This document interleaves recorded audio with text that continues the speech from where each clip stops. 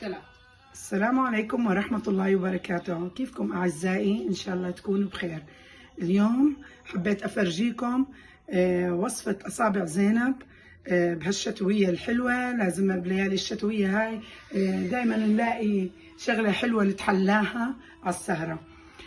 هلا رح نحتاج لكاستين. أنا هون كنت منخلة كاستين طحين، عليهم كاستين سميد خشن اللي للبسبوسة، عليهم معلقة خميرة، عليهم معلقتين محلب مطحون، وعليهم كمان معلقتين ينسون مطحون. طبعا وكنت غالية هون كمان حبات اليانسون وغليتهم، وراح اخذ منهم المية بس لما تبرد شوي.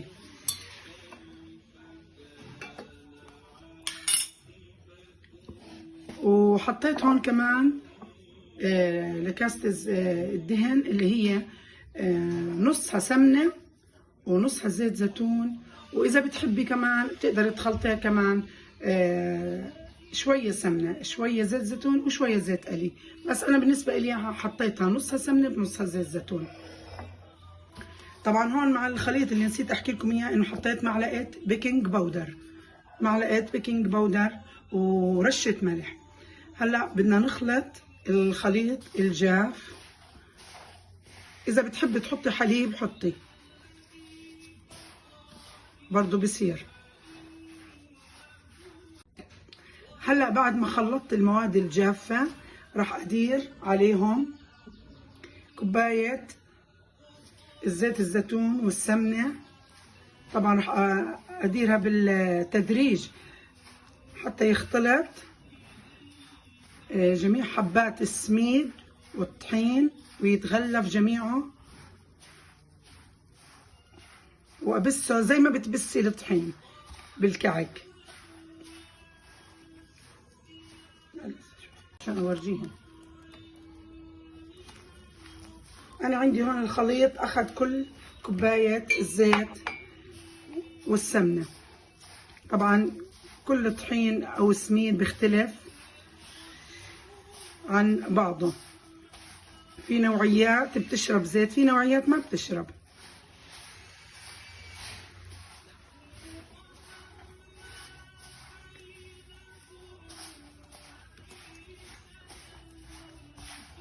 هلا بتشوفوا انه لون الطحين والسميد اختلف. طبعا هيك غلفته كلياته بالدهن،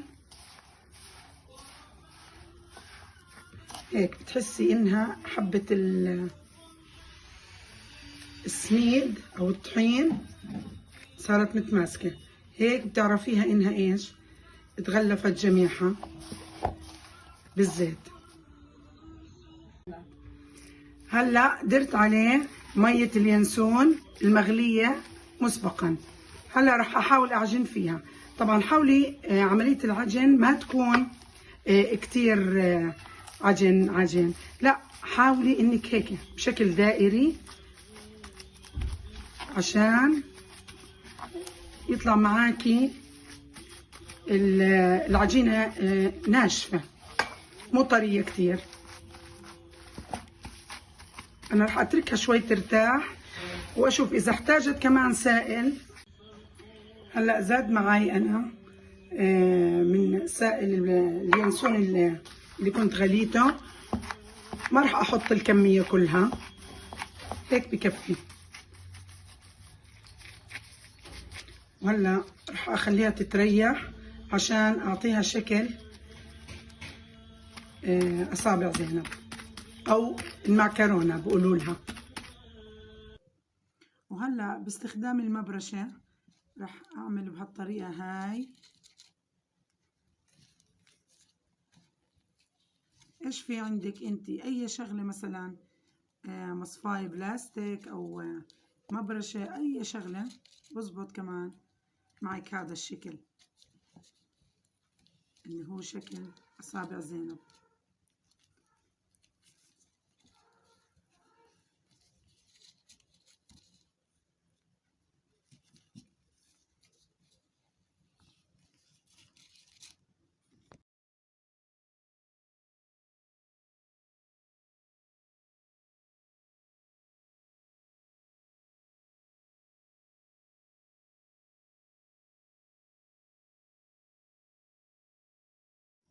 وهي أعزائي النتيجة النهائية لأصابع زينب.